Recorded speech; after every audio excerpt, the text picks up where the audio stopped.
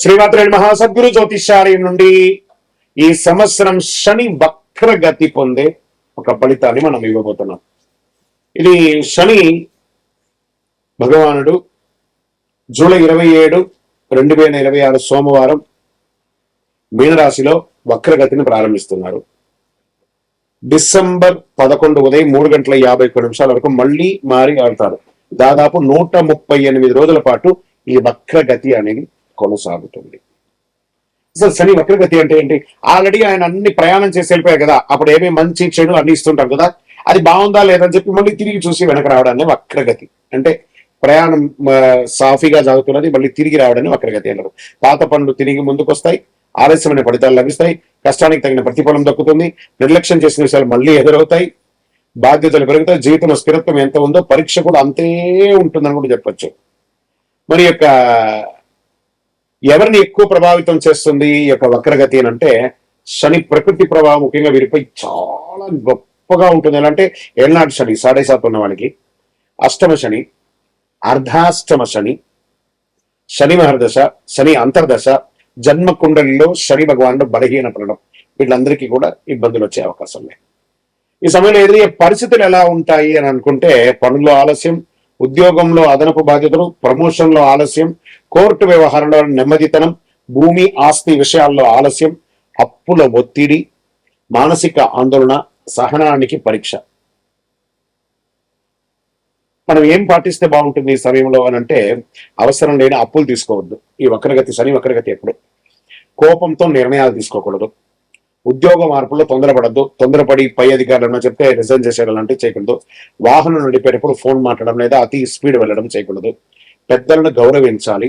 ప్రారంభించే పనిని పూర్తి చేయాలి. ఆరోగ్యాన్ని నిర్లక్ష్యం చేయకూడదు. ఖర్చులను నియంత్రించాలి. సరే, ఈ వక్రగతిలో ఎవరికైనా లాభం ఉందా? ఇంకా మిథున రాశి వారికి ఉద్యోగంలో ఒత్తిడి పెరుగుతుంది, ఉన్నతాధికారుల పట్ల విభేదాలు వచ్చే అవకాశం ఉన్నాయి, ప్రమోషన్ లేదా గుర్తింపు ఆలోచన ఉంటుంది, వ్యాపారంలో నియంత్రణ లేకుండా ఉండడం అనేది జరుగుతుంది, కోర్టు కేసులు వచ్చే అవకాశం ఉన్నాయి.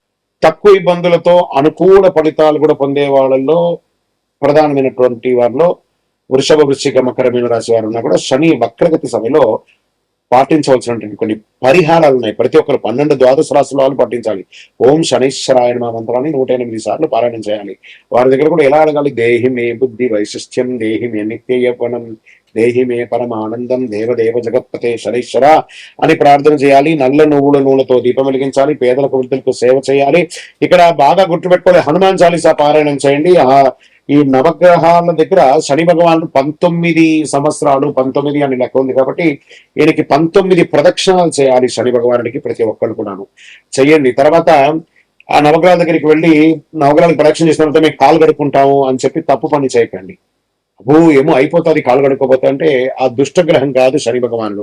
ఆ శని భగవానుడు యొక్క పూజ చేసి కాలు కడుక్కొని ఇబ్బంది పెడితే ఆయన అనుకుంటాడు మేము పనికిరాని వాళ్ళు కదా, మీకు నేను ఏ రకంగా ఇబ్బంది పెట్టాలనుకుంటాడు. కాబట్టి గుర్తుపెట్టుకోండి, ఆ దేవుడు పనికిరాడంటే దేవాలయంలోనే ఆ విగ్రహాన్ని ప్రతిష్ఠించరు కదా. మరి గురుగారు అందరూ కాలు కడుక్కోవాలంటారు కదా అంటే, ఇది వచ్చి ఒక అపోహ మాత్రమే, చరిత్ర ఎవిడెన్స్ లేదండి. ఆ శని భగవాను దగ్గర దీపం వెలిగిస్తారు, నూనె పోస్తారు చూసారా, అవన్నీ కూడా కారి కింద పడుతుంది కదా, దాన్ని తొక్కి ప్రదక్షిణాలు చేస్తే వృద్ధులు కానీ, పిల్లలు కానీ, మహిళలు కానీ ఎవరైనా జారి కింద పడతారని నవగ్రహం తిరిగిన తర్వాత కాలు కడుక్కోండి, ఆ నూనె కాలు కంటకూడదు అని చెప్పారు. కానీ నవగ్రహాలు తిరగడం వల్ల కాలు కడుక్కోవడం అనేది అపోహ, అది ఒకటి చెయ్యకండి.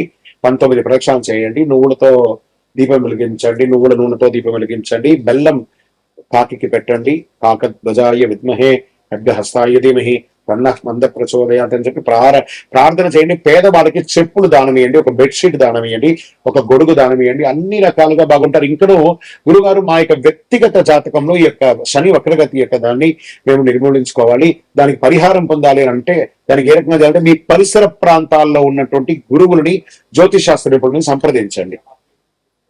లేదా మా దగ్గరే తెలుసుకోవాలనుకుంటున్నారా, మా డిస్ప్లేలో కనబడుతున్నటువంటి నంబర్ కి మీ పేరు, date of birth, time of birth, place of birth text చేసి మీ యొక్క అపాయింట్మెంట్ ఫిక్స్ చేసుకోండి. విజయవస్తు.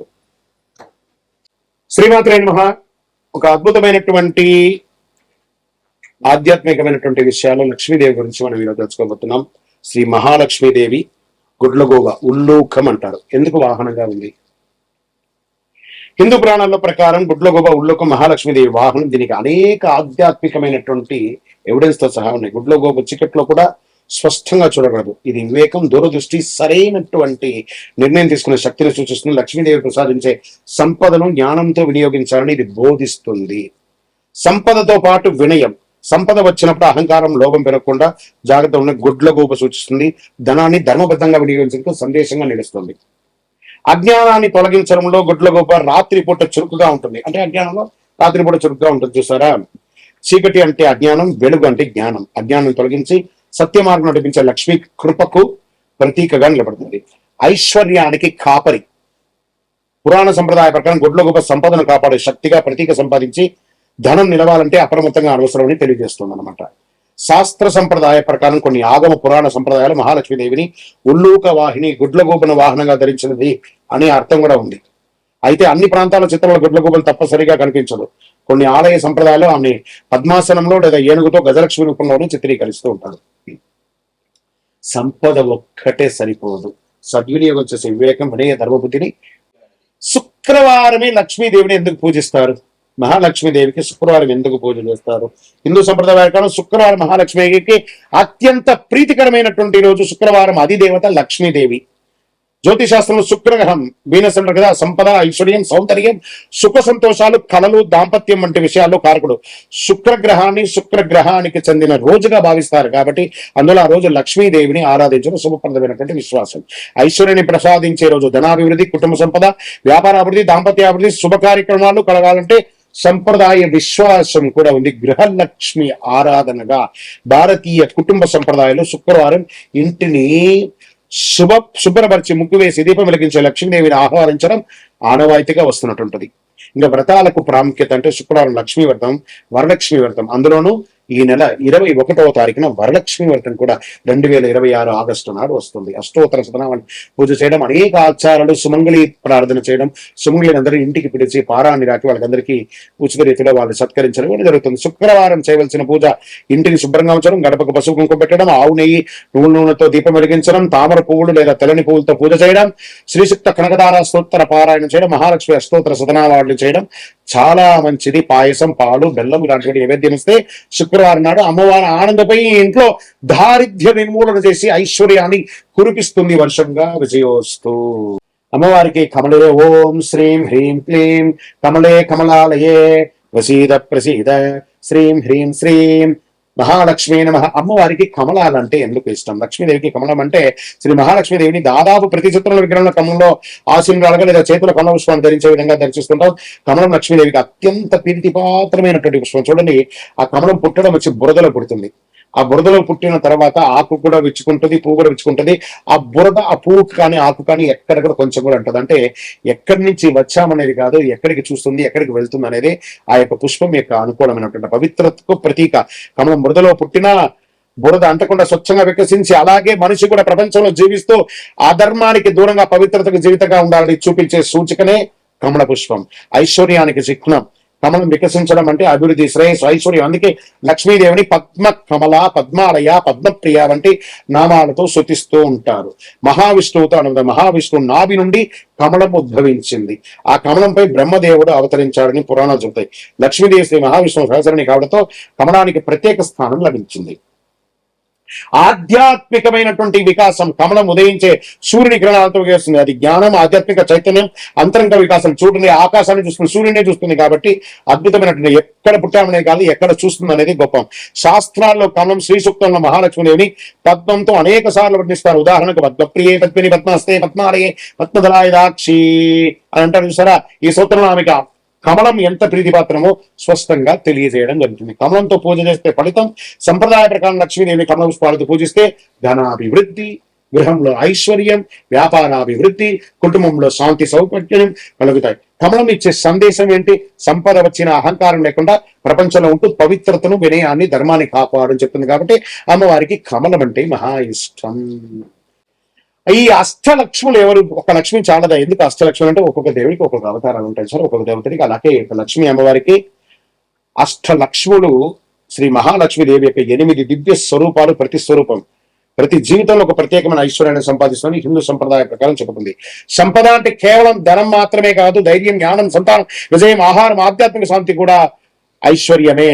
ఇందులో మొట్టమొదటిది ఆది లక్ష్మి, మహాలక్ష్మి యొక్క మూల స్వరూపం. ఆధ్యాత్మిక శాంతి, భక్తి, మోక్షాన్ని ప్రసాదిస్తుంది. ధనలక్ష్మి, ధనం, బంగారం, ఆర్థిక సంపదకు అధిష్టాన దేవత. వ్యాపారం, ఉద్యోగం, ఆర్థిక అభివృద్ధికి ఆశీర్వదించబడుతుంది. ధాన్యలక్ష్మి, అన్నం, ధాన్యం, వ్యవసాయం, ఆహారం, సమృద్ధికి ప్రతీక. ఇంట్లో అన్నపూర్ణను ప్రసాదిస్తుంది.